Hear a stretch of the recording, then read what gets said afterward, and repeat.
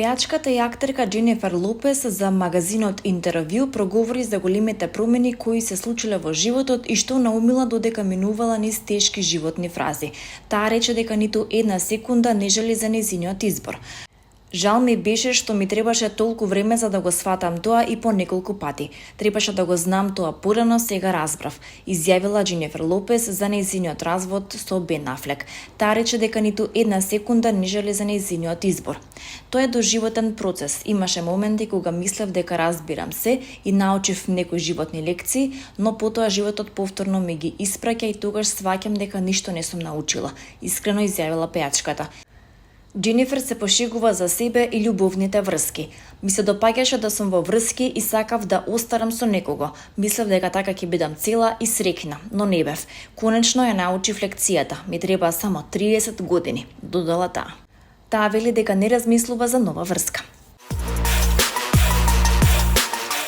Адвокатите на Шон Комс тврдат дека тој не представува никаква опасност за другите и дека ќе ги исполни сите барања за спроведување на законот. Адвокатскиот тим на раперот Шон Комс, P. Diddy, односно Puff Daddy, поднесе трета петиција за ослободување на нивниот клиент од притвор, уверувајќи дека тој не представува закана за општеството, пишува Daily Mail, повикувајќи се на добиени документи. На претходното рочиште, федералниот судија во Њујорк ја одби неговата кауција, бидејќи Диди наводно се обидел да контактира со сведоци. Во сега поднесената жалба, адвокатите на Комс рекоа дека контактирал со потенцијален сведок со одобрение од адвокатот на тој сведок и дека неколку сведоци всушност го повикале Шон, а не обратно. Комс се согласи да нема понатамошен контакт со сведоците и да се подложи на неделни тестови за дрога, велат адвокатите.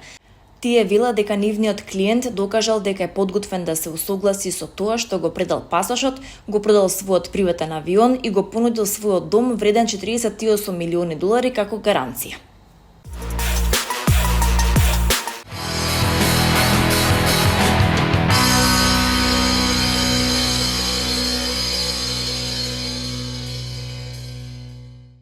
Пар Распар на театар комедија од Скопје во режија на Нина Николич е прогласена за најдобра представа на 27-то издание на фестивалот Денови на комедија во Куманово, додека Како што сакате на Кумановскиот театар собра најмногу награди.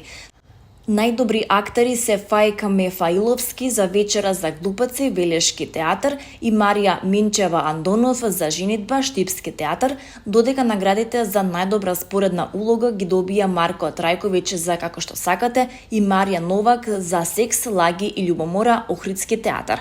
Како што сакате, Ноќ спроти водици, со чија премиера беше затворен фестивалот, доби уште 2 награди за сценографија Марија Ветеровска и за костимографија Лидија Георгиева.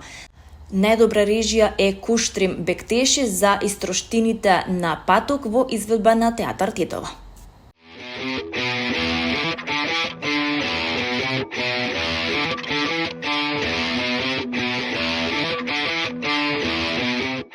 Со концертот насловен го славиме јубилеот на кој како солист ке настапи нашата светски позната оперска певица, сопранистката Ана Друловски под диригентската палка на шеф-диригентот маестро Јерухам Шаровски од Израел.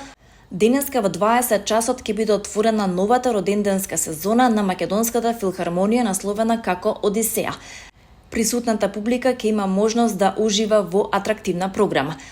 Во рамките на концертот премиерно ќе биде изведено делото 6 едноставни песни за сопран и оркестар и лид на Мариета од операта Мртвиот град од Ерих Конголд, симфонијата во 4 сцени Манфред од Петар Илич Чајковски, а светска премиера ќе има симфониската поема Јубилејна фантазија од македонскиот композитор Борис Светиев.